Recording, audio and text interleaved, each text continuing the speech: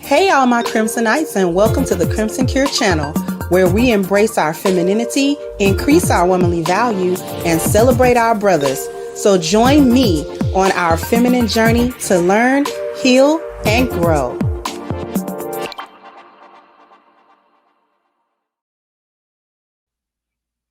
Hey there, my Crimsonites. Welcome to the Crimson Cure channel. I'm your hostess, femininity coach, and author of The Crimson Cure.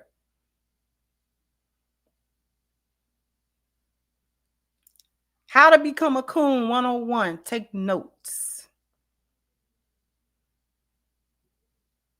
Because we want to talk about Black fatigue. First of all, thank you so very much, Mogul Maze, for the first contribution to the show. I greatly appreciate you. Thank you so much.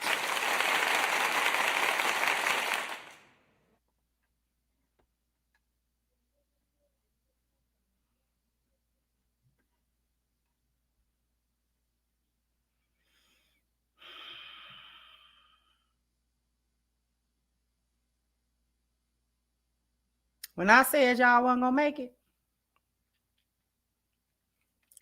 I meant y'all specifically. Cause see, there's two types. There's the raccoons that don't know they raccoons. They just ignorant and silly and stupid and uninformed. And they don't want to be informed. Then you got the ones that think they're informed and they not. They think they so smart that you an idiot. So smart you dumb. So smart you blind. So smart you can't see. So smart you can't hear. And so smart that you talk foolishly. Mind you, I have not watched like any particular live. I just know, I already know what's being said. I ain't even got to watch nobody's content or nothing. It's all over Instagram. It's all over little shorts and videos or just random.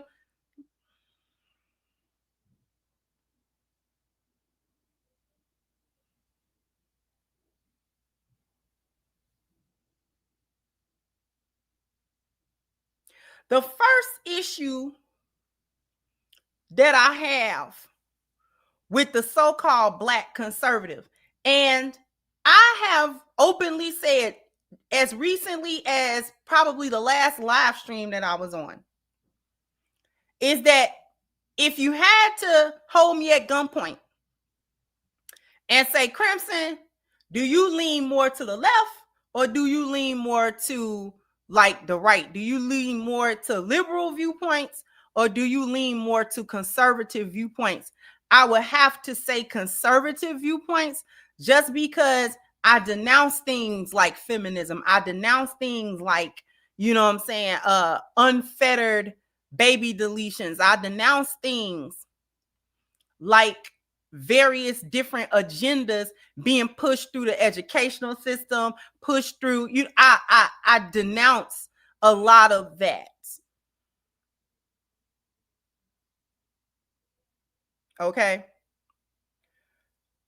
I do like a smaller governmental footprint in people's personal lives. The government is not there to police your everyday living and your everyday decision making, and you know what I'm saying, whether or not you can keep a job, whether or not you can, that's not for the government to decide. I've never thought that. I've never thought that your government should be deciding personal things and things of that nature. So if it must be, however, the problem that I'm having with Black people that full on say they're Republicans, they're conservatives, even they are MAGA, is that they are unable to hold more conservative viewpoints without also taking on white supremacist or white nationalist talking points. They can't separate it. They can't separate those things. They can't separate having more conservative viewpoints from having white nationalist viewpoints. You know, you ain't got to be a coon to say you don't like feminism. You ain't got to kiss no white nationalist butt to say you don't like, you know, this thing or that thing going on in the country. See, a lot of what be happening with y'all so-called coons or whatever, y'all call yourself, y'all done mentally left the Black plantation. Y'all call yourself, y'all thinking out of the box. But you jump from one box to the white folk box. You jump from the Black folk box to the white folk box. You didn't actually come up with thoughts of your own, viewpoints of your own that don't have nothing to do with white nationalism. You ain't white. This is why you get the coon moniker from Black people. This is why you get it. And y'all focus on erroneous stereotypes and talking points, make straw man arguments so that you can, you know, argue against it with Black people. Because y'all always think that because we call you a raccoon, that we're saying you got to champion all of the negative things about how Black people operate, or maybe cultural things. We're not saying that you have to champion negative things. But let's look at what you think is negative about the Black culture. Everything a white nationalist say is wrong with Black people, you say it's wrong with Black people. They don't like hip hop and rap. It never occurs to you that they just hating on it, which is why they came to monetize it and take from it. It never occurs to you that they hating on it. That's why they have a bad word to say about it, disparaging words to say. Anytime Black people think of something, it's always met with, from the white nationalist side, it's always met with, all these Negroes is dumb, they doing stupid stuff, look at what they doing. Anytime we having fun, anytime that we're doing anything that normal other people would do, it's always painted with a negative spin for us. So if you see Black men or Black women outside having fun, laughing, oh, look at them monkeys cackling. You know, Black folk always cackling. Negroes always somewhere loud. And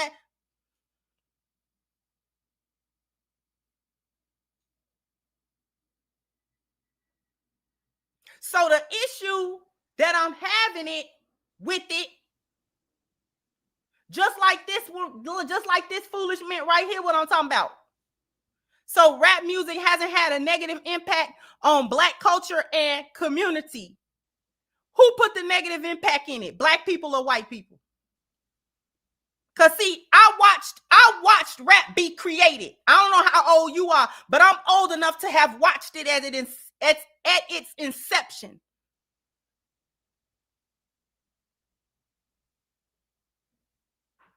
Before the record labels bought it out. I'm old enough to remember what black people was talking about when we was rapping. When rap first took off, when hip hop first took off, we was talking about self-destruction. You're headed for a self. We was talking about that. We were talking about the realities of what was going on in our communities without trying to sensationalize it or make it seem like it was okay. We talked about the drug epidemics. We talked about the crime epidemics. We talked about the gang epidemics in the music. A lot of our rap music was educational and entertaining. We had rap groups like BDP. We had Public Enemy. We had all that. And then we had party rap. Just rapping about having a good time, having a party. Hey, you know what I'm saying? A DJ and we dancing and stuff like that. Only until a certain group of people stuck their hands into it. I'm about to educate you.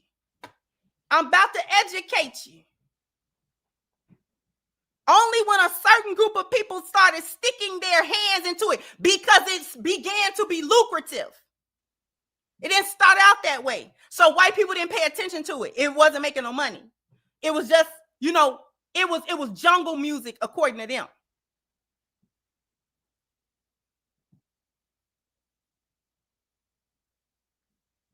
But once black men began to create record labels and they began to organize it to where they could make money, to where it became financially lucrative and they had creative control as well. So this was going to be a powerhouse for the black community. When you had black men, not all of them could rap, but some black men in the community were more business savvy. So they were able to organize, create small labels, sign each other to their labels. Mainstream music didn't want to touch it. It was a fad.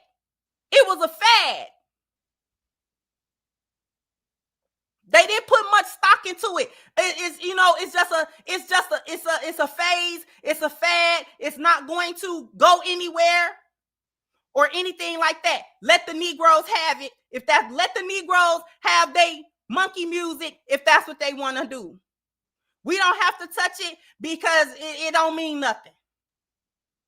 This is a prime example. Glad you brought it up, Miss Tiffany. Black people don't like hip hop because white people don't like it. We liked it just fine when we created it.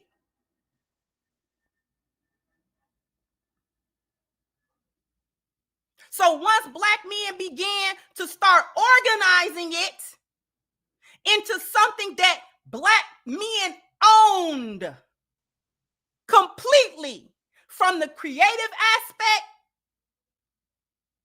of actually making the music, actually rapping on it, actually, you know what I'm saying, to creating the business portion of it to where money could actually be made. Now when they saw it organizing and saw the potential, now you want to have all these record execs. And in the 80s, the rappers was putting it in the music. Don't sell out. What was they was talking about? They was trying to warn the other rappers, producers, DJs, and stuff like that not to sign these supposedly lucrative record deals, because what they were seeing was that they were not going to be able to get the royalties, and most importantly, they would no longer have creative control. Why is that important? That they would no longer have the creative control.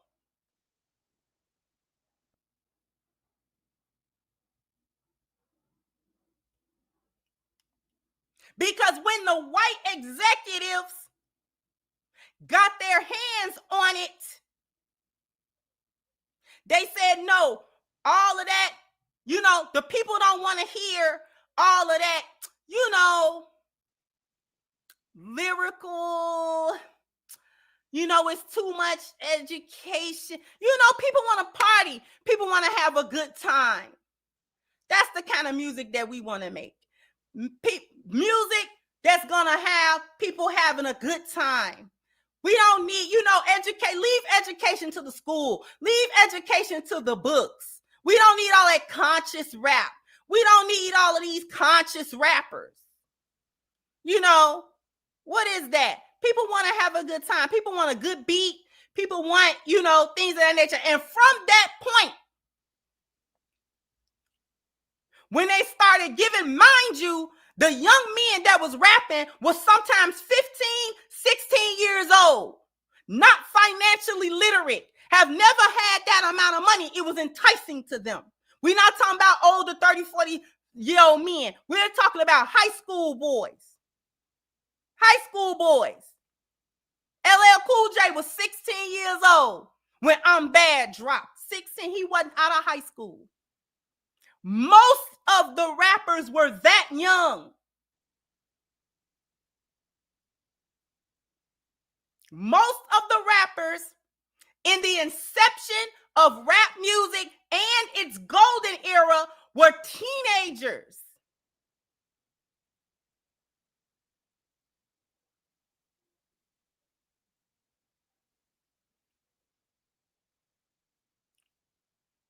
So once the record executives and once these large record labels started getting in the mix, they started buying out the small labels because the smaller labels didn't have the money to compete with them.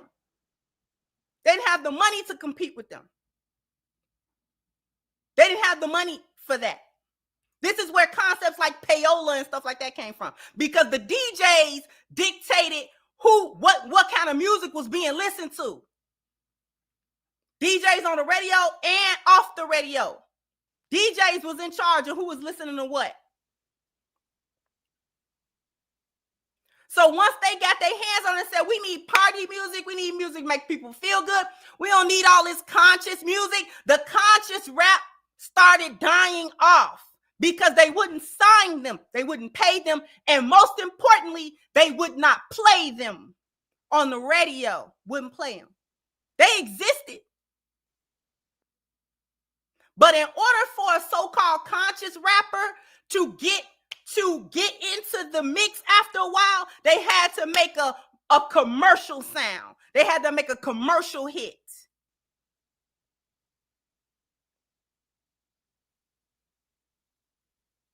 Fast forward that a little bit.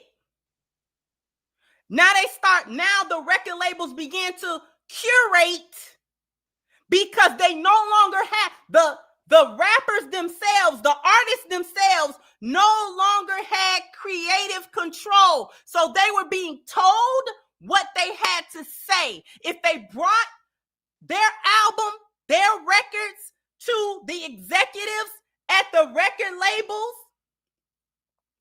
and they saying what they want to say in the record, and it ain't talking about all this foolishness, they would reject it. We're not funding that project, and we're not going to release it.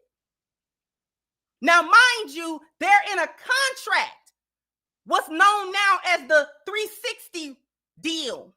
We'll give you money up front. I'm telling you that they're teenagers for a reason, because they don't understand it. These is teenagers largely from urban communities, the hood.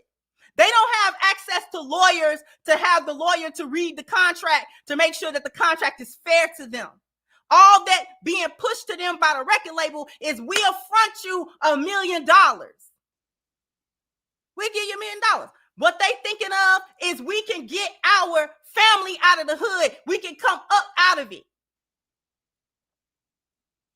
They didn't know on the back end it would destroy them. They didn't know that. They didn't realize once they got into the deal that they were no longer going to be able to have full creative control with what they said in their music and what kind of music that they were going to make.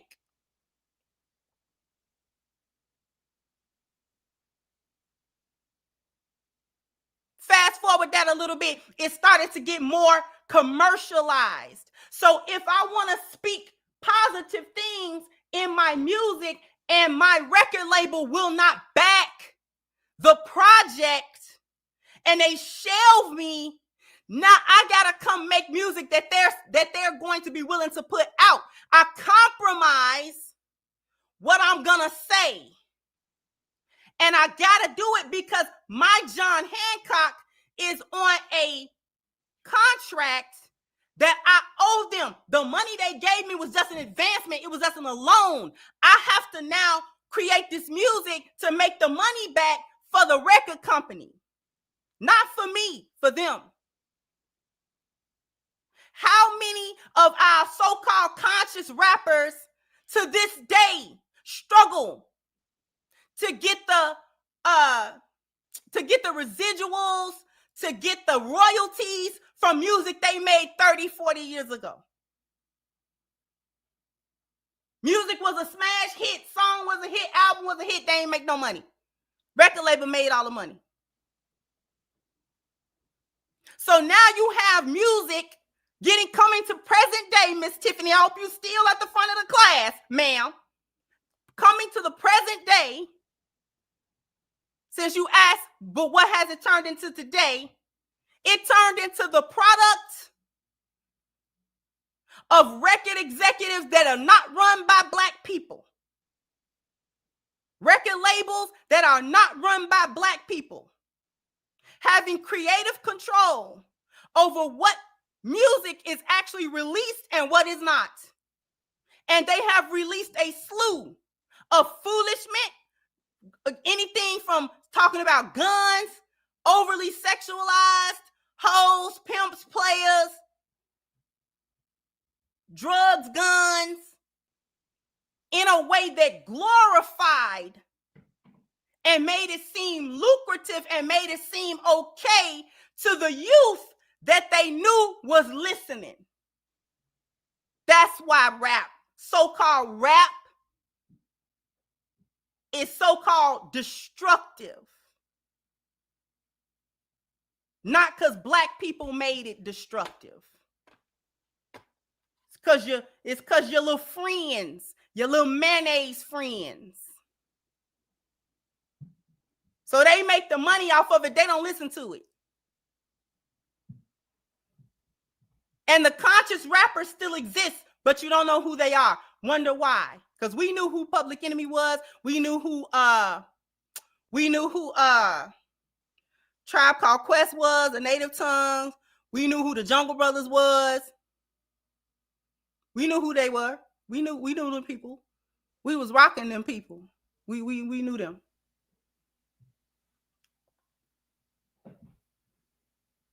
Now it's hard to do. We knew who, right? The Poor Righteous Teachers, Brand Nubian.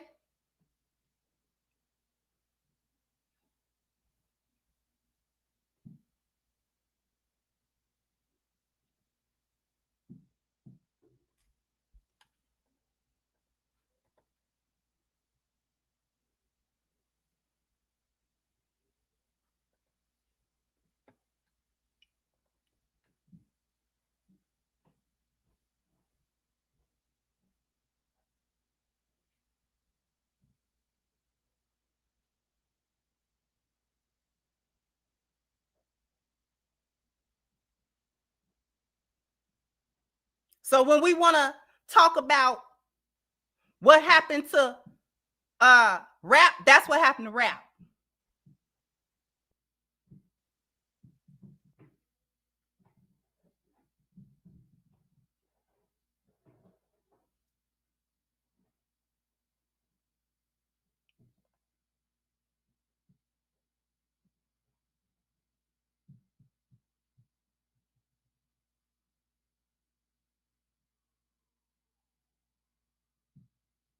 So everything that white nationalists disapprove of, black coons also disapprove of it.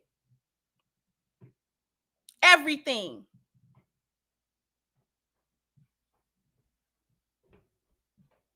But and what makes it cooning, is not only to agree with white nationalist talking points, but also to do the same thing with the talking point that they do, which is have a talking point just like hip hop is bad, but they don't give you the context of why it's bad. Because they want you to think hip hop is bad because Negroes is bad. Hip hop is destructive because Negroes are inherently destructive. We are inherently stupid. We are inherently violent. We are inherently criminal. We are inherently degenerate in every way. And everything we produce is bad because we are inherently bad. We're not as good as them. And we never will be. That's what make black conservatives coons. That right there.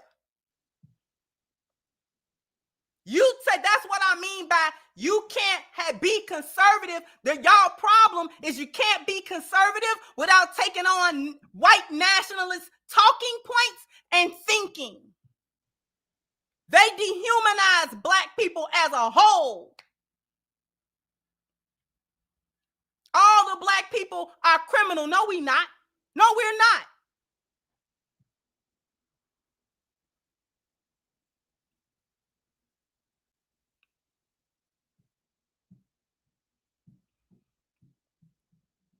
The other thing that makes y'all coons, and the reason why I'm fatigued, let's talk about the use of black fatigue. Just this wasn't even in my notes. This is an offshoot. Why y'all want to come on here and talk about black fatigue? Why are y'all black people talking about black fatigue when that's something that started with white people? That's a white person's talking point. They tired of Negroes. They tired of all of you. The problem that I have with that is what you tired of.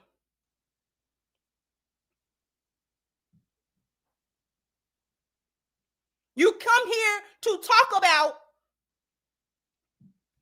we tired of it too. What you tired of?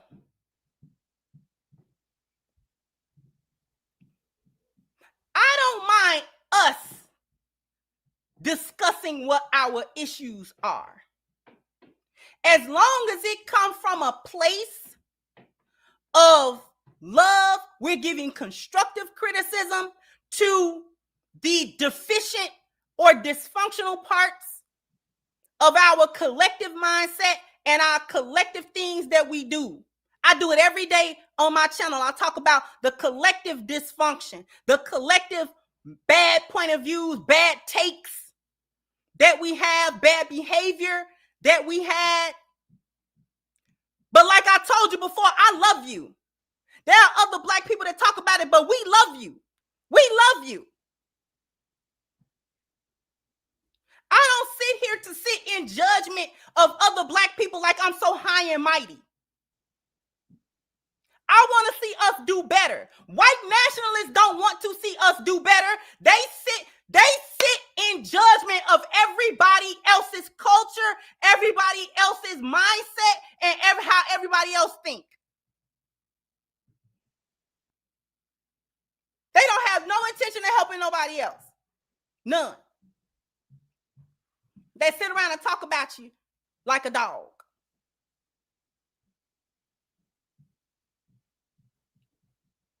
If they bring up the deficiencies of our community, those of us who know better always gonna get them a side eye.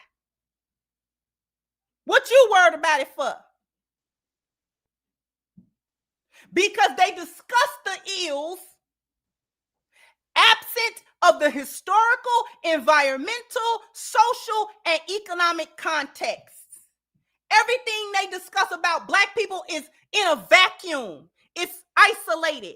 We don't want to talk about no other contributing factor. If Black people are suffering from fatherlessness in the home, why? Because Black men are no good? Or because feminism, which was a destructive force put into our society by white men and women, white men voted it in and allowed it to fester, that was white people. Could it be that we're living in the remnants of that, always excluding the context so that they can point the finger at Black people? And how, again, it goes back to how we are deficient inherently. You know what inherently means? Means we're born like that. We're born stupid and criminal and degenerate and uncivilized and uneducated and every other negative thing that you can add to it. We're born that way. We're genetically predisposed to being all of that. And by contrast, they are genetically predisposed to being better than us, which gives them the right to rule over us.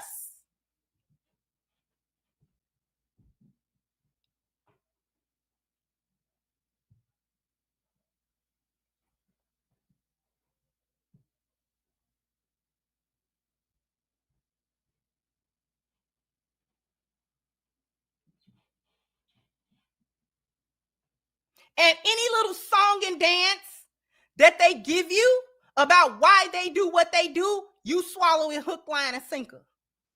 Just like when the KKK used to burn crosses in Black people's yards and on our institutional grounds. Do you know what the KKK used to say was the meaning behind that? Do you put a 1 in the chat if you want to know how the KKK used to describe that to the media?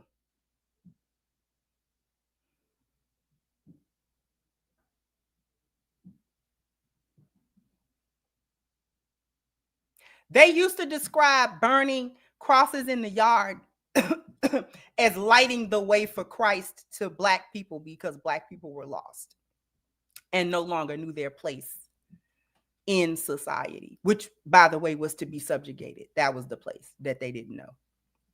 And so they were lighting crosses, not to intimidate Black people, or it's not a calling card. It was just a way to light the way of Christ. They weren't burning the cross, they were lighting the cross. That foolish men. Y'all still buy that today. Y'all still buy them kind of explanations.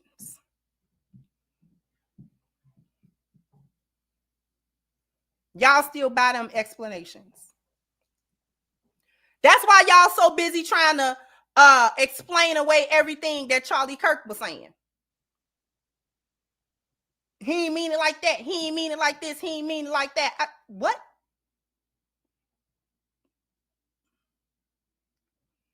It wasn't racist what he said. It wasn't prejudice what he said. It wasn't. Okay.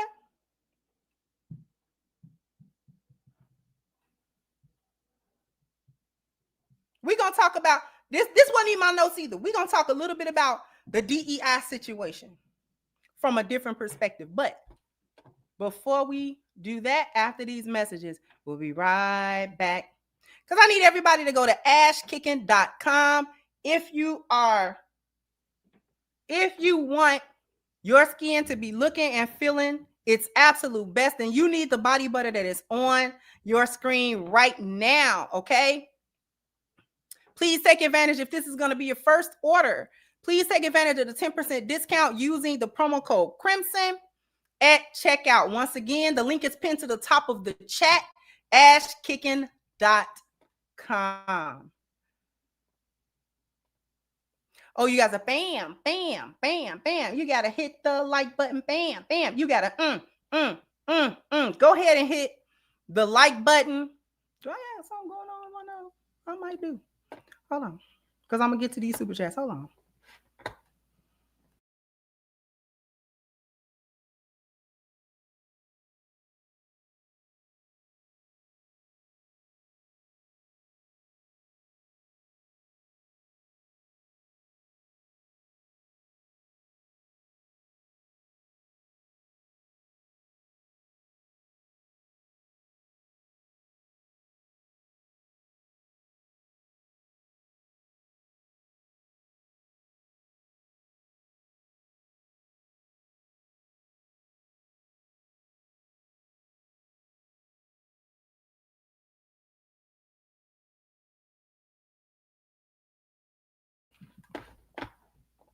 Sorry about that, y'all. I had to make sure, we was good.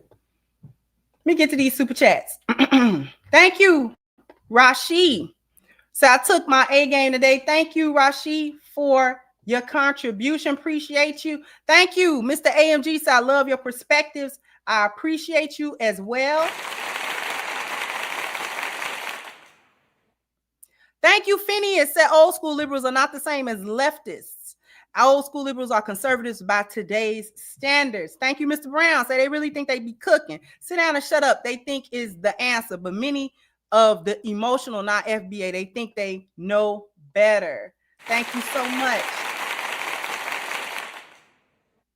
Thank you, Charles Bullitt, for your super sticker. I appreciate your continued contribution and your support. I really appreciate everyone. Thank you, Norman. I totally agree with the stance taken on this podcast. Thank you so much. Thank you, Omni Design. Said Tribe Called Quest, Public Enemy is real rap. Thank you, Mason. Said, see, Tiffany is one of those race traders who cripple and defame our community. She doesn't even know the history of how people were subverted and sold out by the powers that be. Thank you, Michael. Said that's why Pimp C was deleted. Thank you again, Omni. Said when one creates something of influence, the Shaitan takes it over, uses it to destroy. Thank you, Black Excellence, for your super stick. I appreciate you. Thank you, President. Said Bill Clinton made Sister Soldier look like a domestic terrorist during his presidential campaign. Who remembers? I remember that. I remember that because she was not only a rapper, but an activist. Thank you, 52. Said they are weak, Miss Crimson, and bend the knee.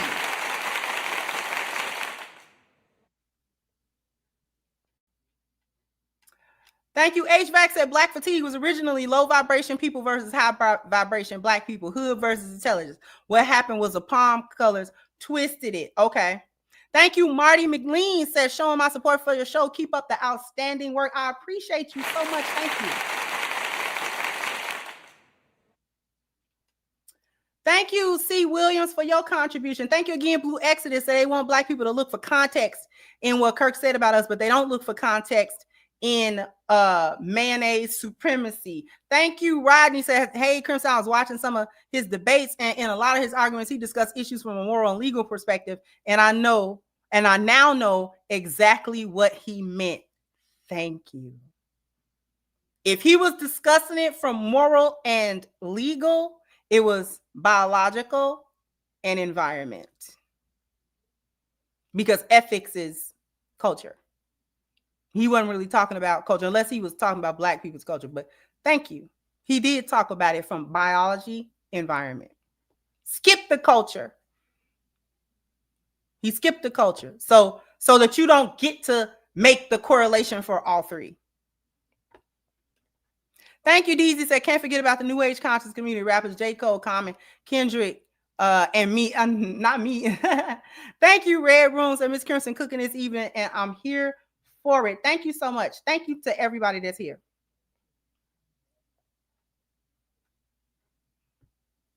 Let's talk a little bit about the DEI situation, because I think people might be confused.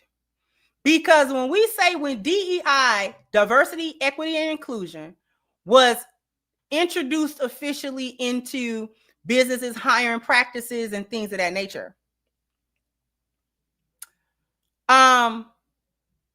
it mostly benefited non-Black people. It benefited white women specifically more than any other ethnic group. However, when DEI was repealed, when so many companies dropped their DEI stance because it was no longer beneficial for them on their bottom line to do so, we saw that a lot of Black women lost their jobs. So one would say, if white women benefited more from DEI than Black women, why is it that when they rolled back DEI, Black women suffered and white women didn't? It was captured in something that actually our boy Charlie Kirk said. It's something that he mentioned. On that what is now a popular clip when he was talking about DEI. And I think it was the clip that he was specifically mentioning Ketanji Brown and things of that nature. He said,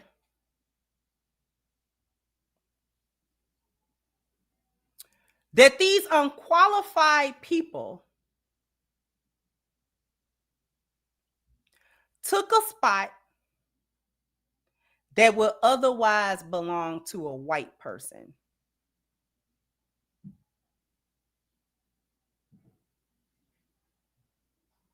And I'm paraphrasing. That's not verbatim. That was not a Freudian slip. He didn't slip up and say that. He meant to say that. And I want people to think about what that implies. First of all, especially depending upon what field we're talking about, because he mentioned DEI in the terms also of his statements about Black pilots.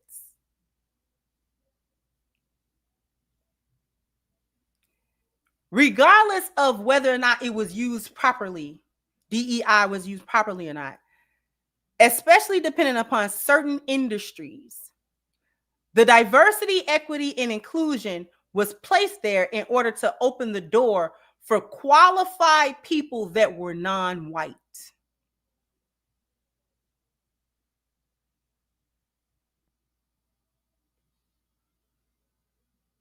It was rhetoric that made it seem as though if you were not white and you were hired in any kind of job, especially any high paying or high authority job, and you were not white, you had to get there because you were DEI and because really you're not qualified to be there. I'm going slow because I need y'all to get it.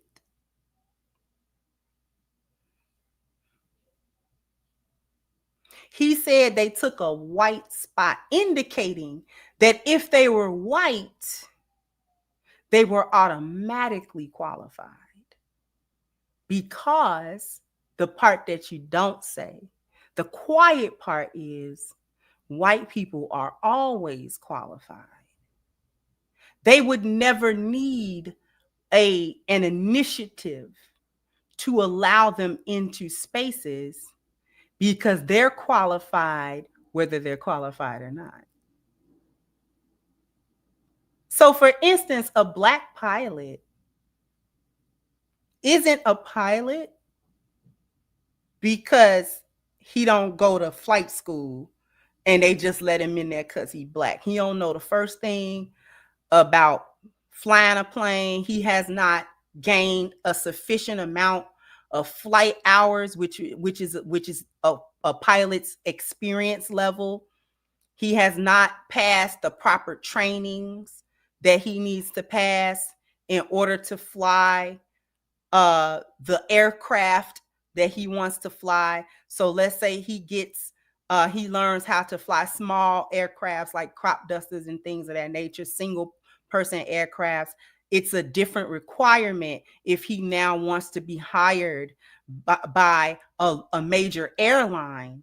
He has to now pass different qualifications. You may know the basics of flying, but you don't know how to fly a jumbo jet. You don't know how to fly a Airbus 380. You don't know how to fly a Boeing 787. You don't know how to fly that.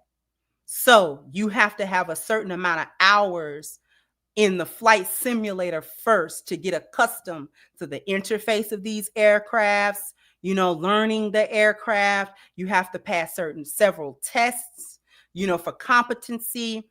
You have to pass tests to make sure that you know how to go through the checklists, your pre-flight checklist and your landing checklist, and it's a million checklists. Do you understand the safety protocols?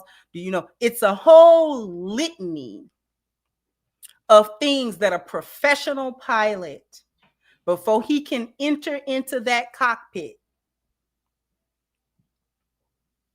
he has to know, he or she has to know. And because you're Black or a woman, you still need to do that, because the aircraft doesn't transform depending on the pilot that is manning it. You got to know how to fly that plane, and you better know, and you better know. And you better know, if you start failing, you can't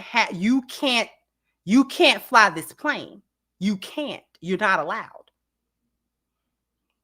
If you don't have enough flight hours, you can't be the captain. You're not allowed to be the captain, because you don't have enough flight hours. You don't have enough experience to do this. Not to mention, speaking specifically about pilots, I would wager that not less than half of all professional pilots that fly for civilian flights are former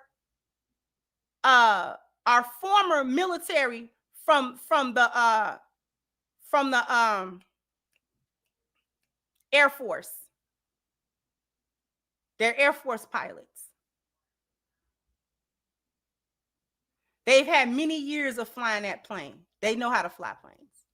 They still got to do the qualifications to fly domestic jumbo jets and things of that nature, but they're long time pilots.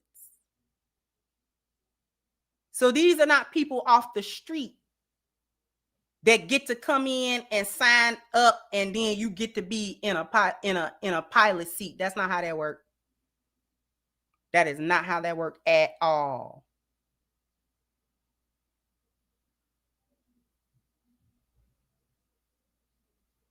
But the point that I wanted to pinpoint about it was that he said they were taking white slots. Because if you are Black or otherwise not white, you're automatically not qualified.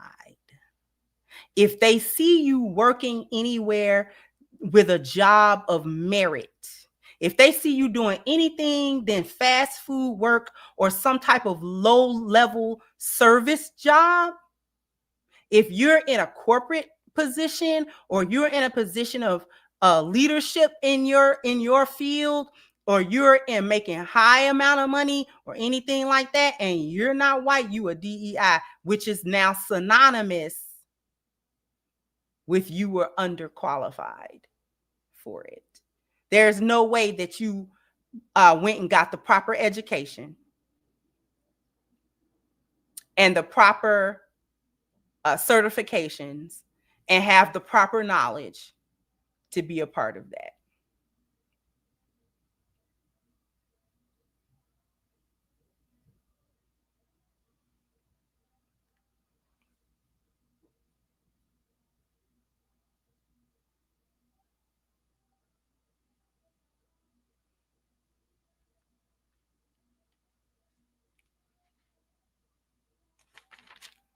Back to you coons. Back to the coons. We coming back. I ain't forget. The whole show is about you. Because you don't really want to be educated. Because I ain't even got to the nitty gritty of why you cooning like this. And why it's so persistent.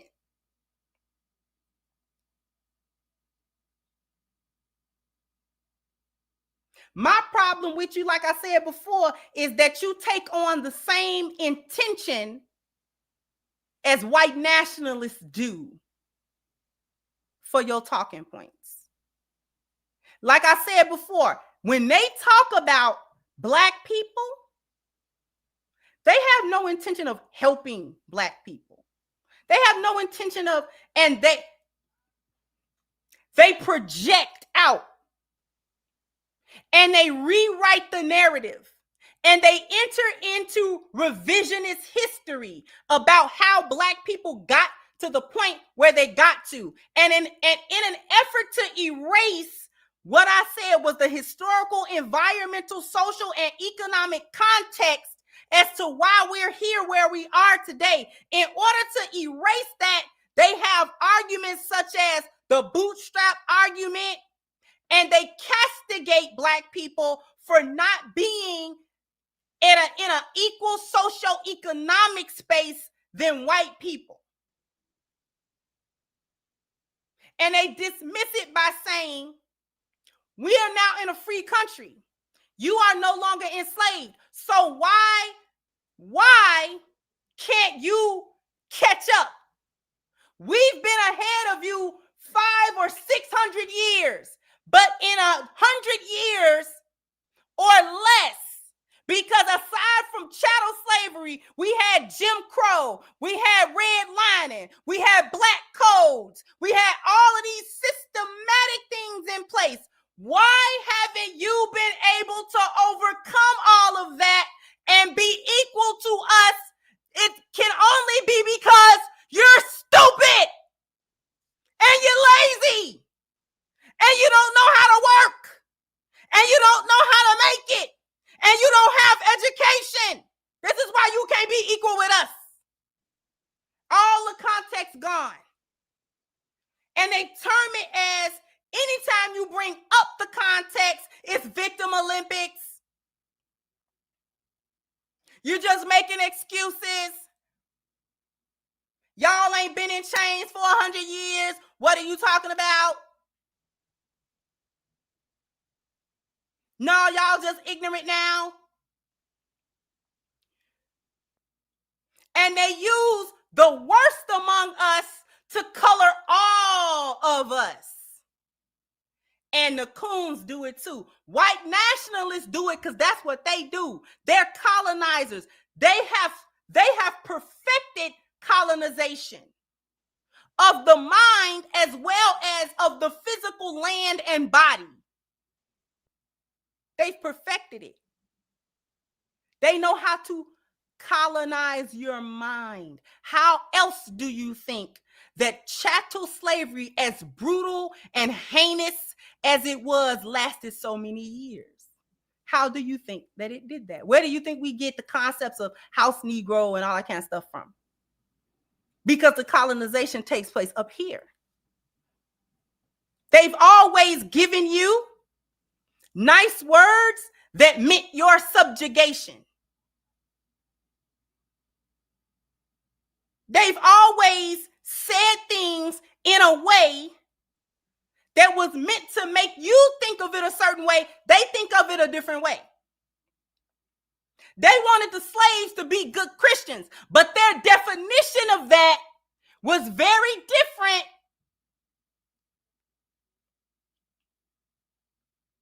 than what the Bible said or what Christianity was really supposed to be.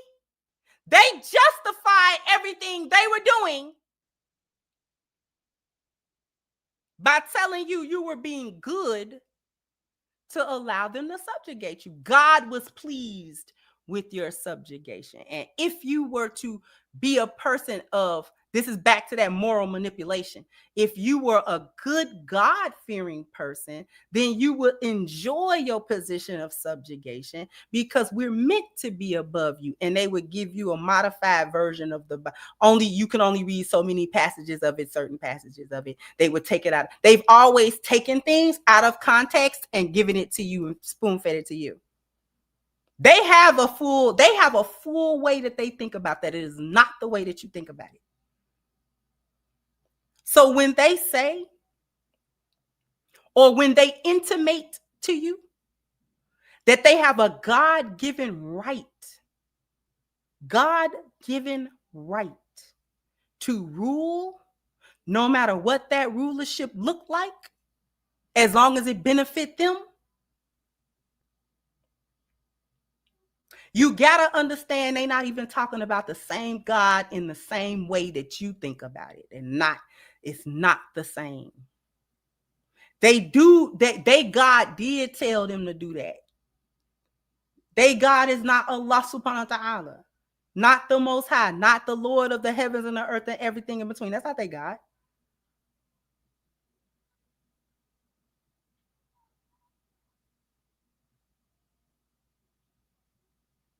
They God did tell them that.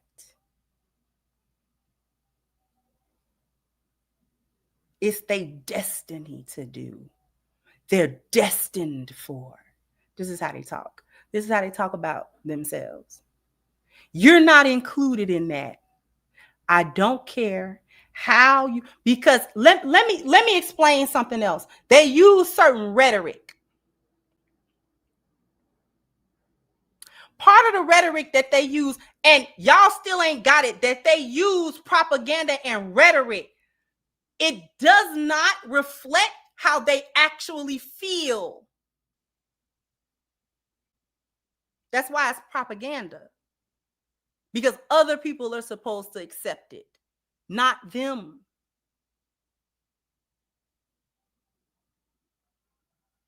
I'll give you an example.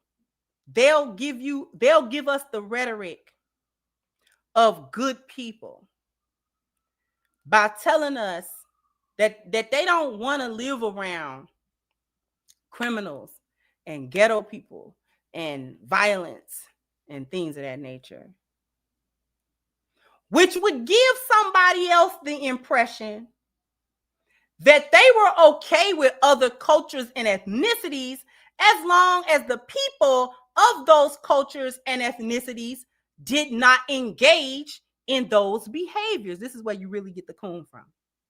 Because the coon says, oh, that is how I get massa's approval. He told me what kind of good Negro I got to be. Because they had their good Negro stuff. Folks that they said was good Negroes, sweet Negroes. That don't mean that they have ever in their life liked or loved or associated with or related themselves to or got hand in hand with any Black people. They still feel the way that they feel about Black people. It don't change.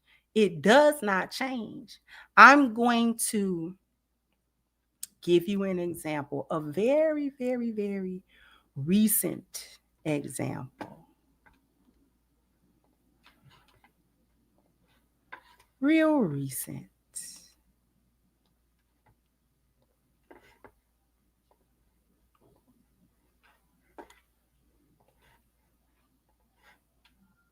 You see that? CK's pastor rebukes Candace Owens after spreading conspiracies about his murder. We're not going to play the video. CK's pastor rebuked MAGA podcaster Candace Owens for spreading so-called conspiracy theories in the wake of his murder.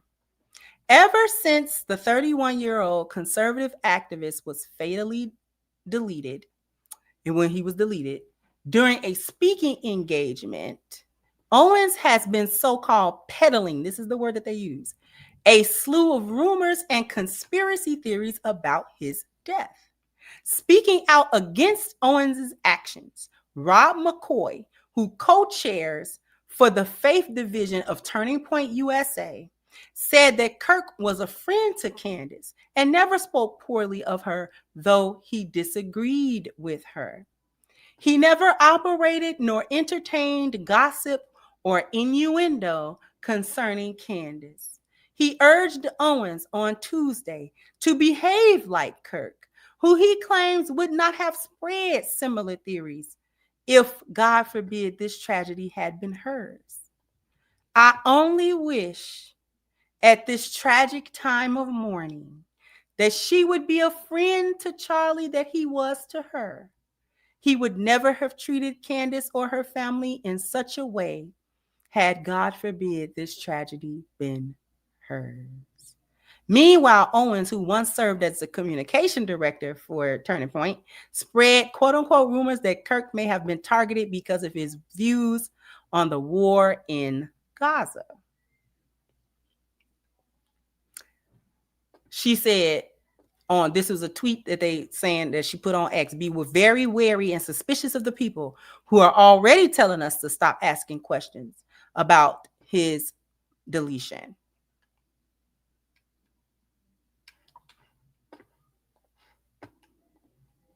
Candace, oh Candace.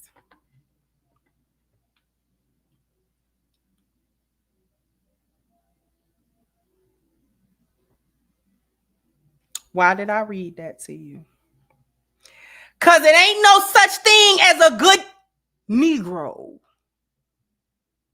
Candace been rocking with them.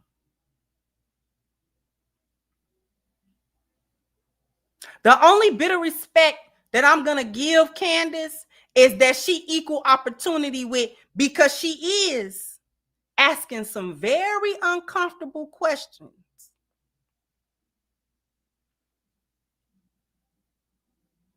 And they don't want her to talk about it. Now she not being his friend. They're spinning it like she's over there bad mouthing CK. She not bad mouthing him. She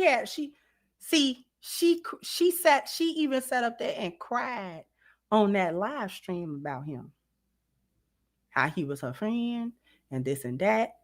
She absolutely could not be construed as celebrating it or anything of the ilk. She was hurt by that. And it's not enough. It's not enough. It's not enough.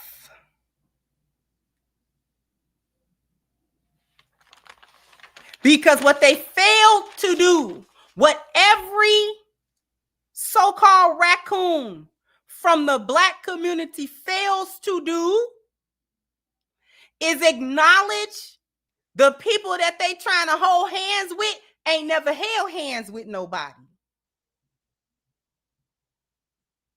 They don't acknowledge, they refuse to acknowledge these people's historical track record. And they want to believe so badly that these same people, just because the original people that are dead now from hundreds of years ago, that the new crop don't colonize. Yes, they do.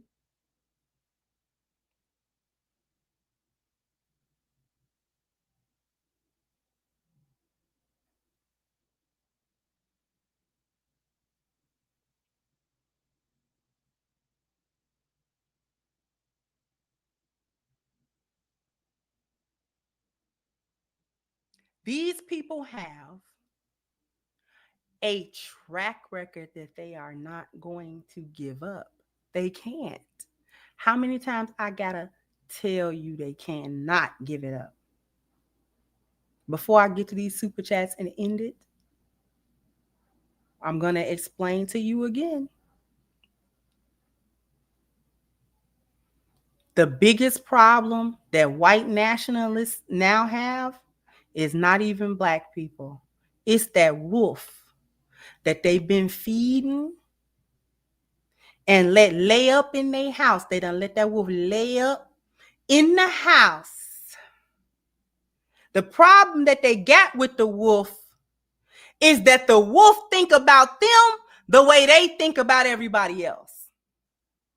See, the wolf also feels a God-given, we know, The wolf also feels a God-given superiority over them.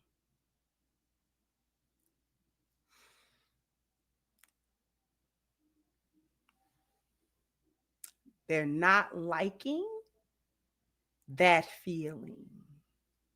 Because, see, to the wolf, ain't no such thing as a good nobody outside of the wolf pack. Ain't no good non-wolves. None. As a matter of fact, no, not only are there's no such thing. There's no such thing as other wolves. It's just them. And they're better than everybody. And they are destined, so they believe.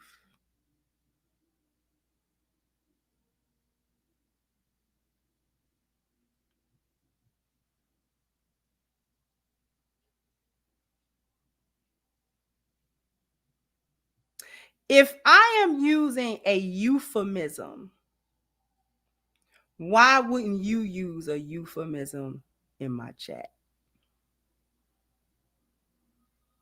If I'm using a euphemism,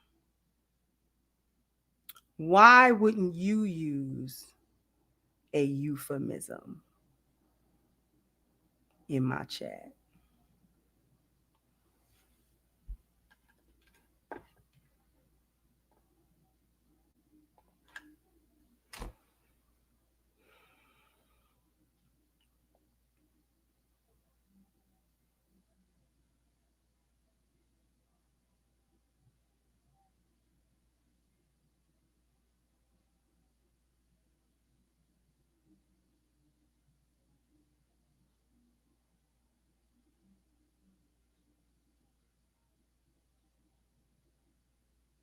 I love y'all, but I'm gonna need you to not be so overzealous.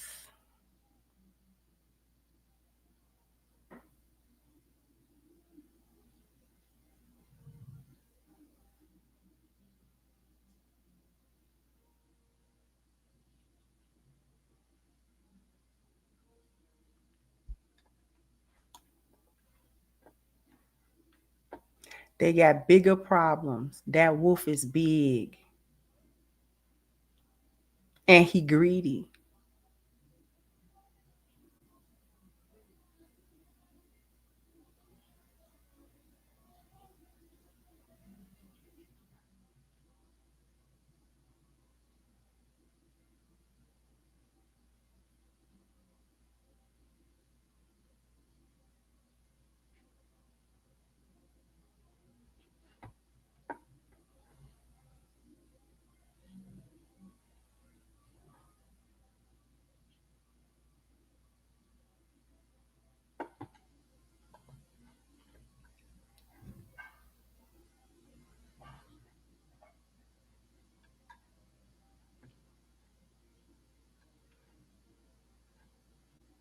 Thank you, Zone.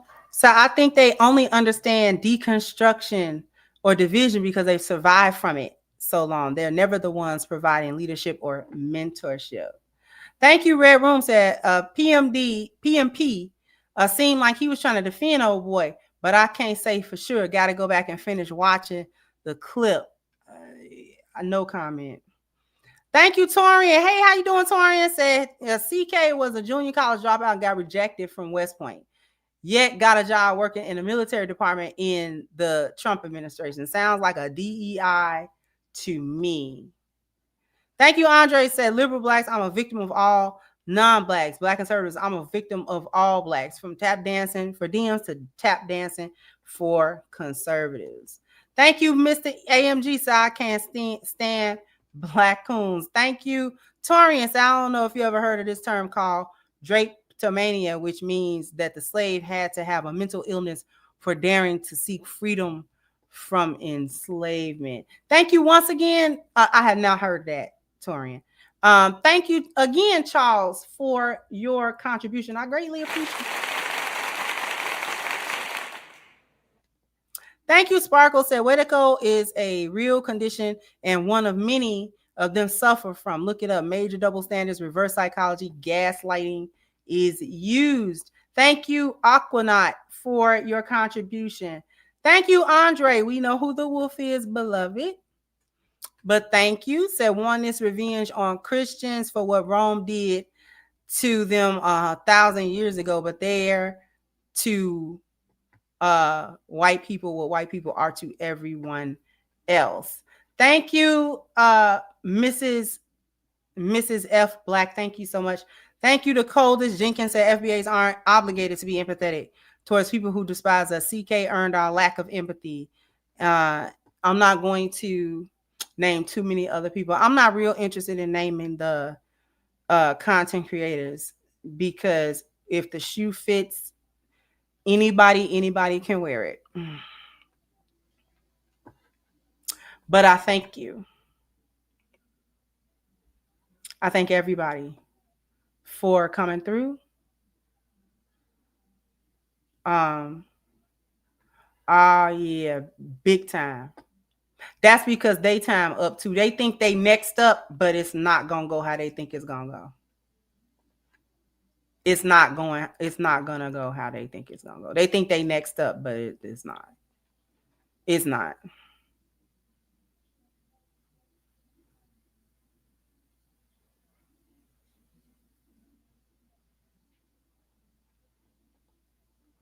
With all respect, no, I'm not gonna have a debate about it. And the reason, I'm gonna tell you why. Lucas the Abstract said, you said black people didn't start disliking rap music until white people disliked it. That's not true. I'd love to have a conversation or debate with you about this live stream. The reason, I'm going to tell you the reason why I'm not going to debate it, because it's not up for debate. See, what I'm talking about is an actual fact. It's not my opinion. So you can debate opinions. But when we created rap music, we liked it just fine. And other black people who were not listening to it was the older generation. And the older generations of people, you typically do not listen to the same music that younger generations of people do. So they be having their own bias and things of that nature. The boomers didn't like the rap because they didn't feel like it was good music. But that's older people, younger people. Older people not gonna like what the younger people like. Typically speaking, they're not gonna do it.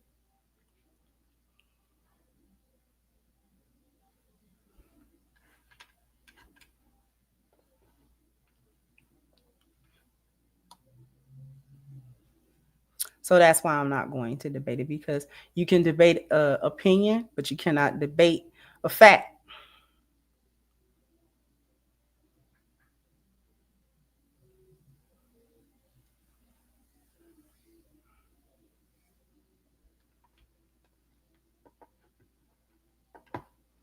All right. Before we head out, I need everybody to go to crimsoncure.com, pick up your copy of Reclaiming the Black Feminine, Lies of Feminism and Road to Recovery as well. Go ahead and pick that up from crimsoncure.com. Matter of fact, let me show you how exactly you can do that. All right. All you got to do is go to my website, thecrimsoncure.com, and you can also book a session for coaching as well. You can definitely book a session. It's very easy to do. You can get a 1 or 2 hour session if you like. And if you mosey on down, you can make a purchase for Reclaiming the Black Feminine by clicking the buy now. It takes you through PayPal, which is safe and secure, in order for you to make the order for the book as well. And all for those of you who wanted the charts here, they are absolutely free to download. All you have to do is download them if you want them. Okay. So that was that on that. Okay. Oh, we got some more. Thank you so much, 52. Once again, so Ms. Kirsten, do you think our black conservatives are the reverse of the black liberals bought and paid for? You know, Possibly, but here's what I really think. I don't think that most, not everybody, because there may be some few who are bought and paid for on either side. But I don't think that most Black people are paid on either side. For the liberal side, we have been conditioned, and we've conditioned ourselves to vote for the liberal side. So most Black people lean that way regardless, whether they have a monetary benefit or any other benefit coming to them in order to espouse those viewpoints. For the conservative side, unless they trying to really get in good, quote unquote, with white people and make them some money or this, that, and the third and go into certain circles, I think that a lot of these raccoons that say what they say are doing it because they think that they're thinking out of the box. They think that this is how they get out of the quote unquote Negro mindset, if that makes sense. Now, if they can go ahead and get some type of bag concerning it, then they'll go all the way over to that side and say inflammatory stuff. You know what I'm saying? Just goofy stuff. They agree with the goofiest of it.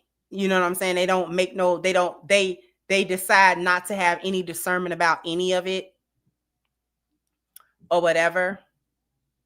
So that's how I feel about it. Did that make sense to y'all? They do. On Donnie, they think they free thinking.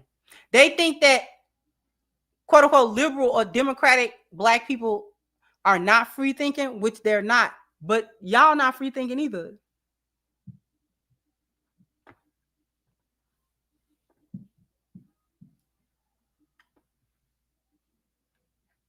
All right. So once again, jump down in the comment section. Let me know what you all think. Like, share, subscribe to the channel if you have not. Once again, I'm your host, is the Crimson Cure, and this was my perspective. Bye-bye, Crimsonites.